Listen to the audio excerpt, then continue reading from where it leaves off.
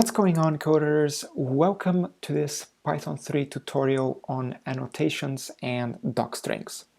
Let's take a look at a simple function definition in order to explain what an annotation might look like in this scenario.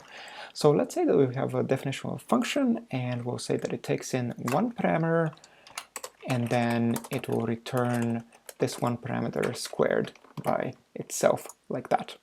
So if we wanted to put in an annotation in here for the parameter, what we need to do is put in a colon and then put in a space, and then we can put in single quotes so as to pass in a string or tell the user of this function what the x parameter might need to be like. So for example, in here we can say x must be a float/int type, like that. And then this would suggest to the user of this function that that is what they need to pass in, not a string, not a list, etc. Now, this pretty much covers annotations for parameters themselves, but what we could also put in a function is a dash and then a right arrow in order to tell the Python interpreter that this is what the return annotation will look like. And then again, we put in the quotes, and then we can say in here x squared by itself, like that. And if we just ran this as an example, just to see what that will look like. When we run it in the interactive terminal, we can see that the return is indeed 4. Now, what's interesting about annotations in this scenario is that they're actually stored. They're picked up by the Python interpreter and they're stored in the function.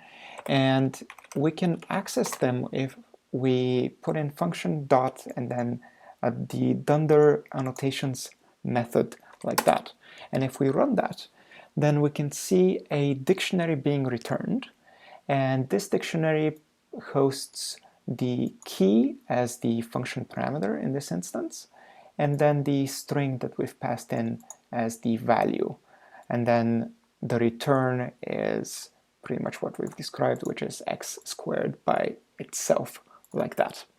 So this is one way of doing annotations. What we could also do, which is perhaps if you wanted to just simplify the way that you suggest to the user what type of parameter that this function should take, what you could say is keep the colon and then put in a space and then actually put in the type that this function should take. So you can put in int here, or perhaps you wanted to put in a float or a list, whatever. And if we stick to int for this example, essentially this will tell the user that actually x should be an integer. And this will not necessarily stop Python from taking any other type of parameter. Obviously, Python still remains dynamically typed language, but it's sort of an easy way to tell a user of what they should be taking in as an annotation. And then you can obviously keep the return as it is.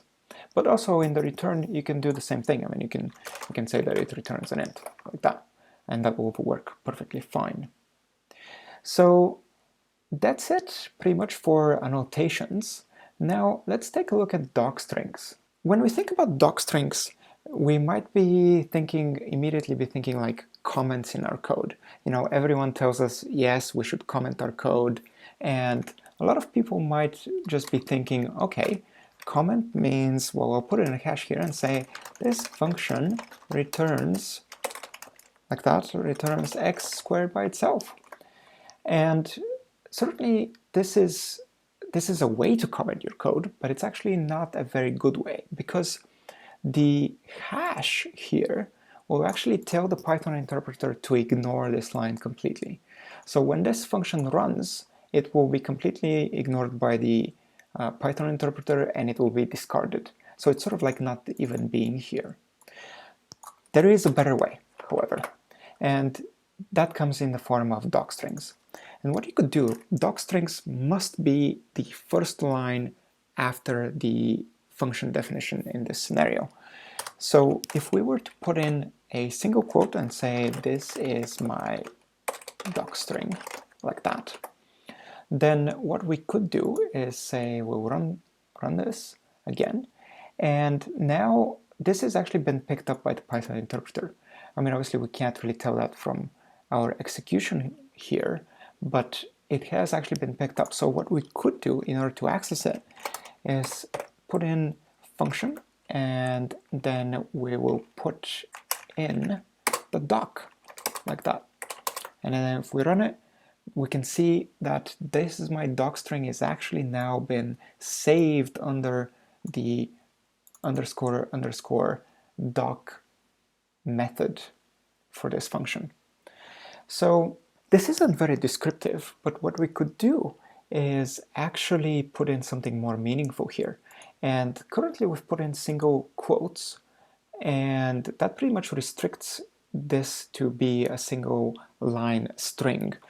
In order for this to become slightly more meaningful, what we could do is make this a triple quote, like that, and then that pretty much allows us to use as many lines as we want. So what we could say is this function returns x squared by itself, like that. And then what we could say is inputs x integer, and then returns x integer, like that, or x squared by itself. And if we were to run this and then look at the docstring again, then we can clearly see that this is now actually saved into our docstring, like that, all of the multiple lines, and we can see the new line characters here, like that. So that pretty much covers docstrings. Obviously, this is the best way to actually comment your code. You should put in the first line of a function as a docstring, describe what this function is doing, and then people can actually access your under doc method of your function to see what the function is actually meant to be doing, what it's meant to be returning, what the inputs might be, and so on and so forth. So I hope this video has been useful to you guys. Let me know in the comments if you've got any questions. Have a play in your own time just to kind of see how all of this comes together. And I'll see you in the next video.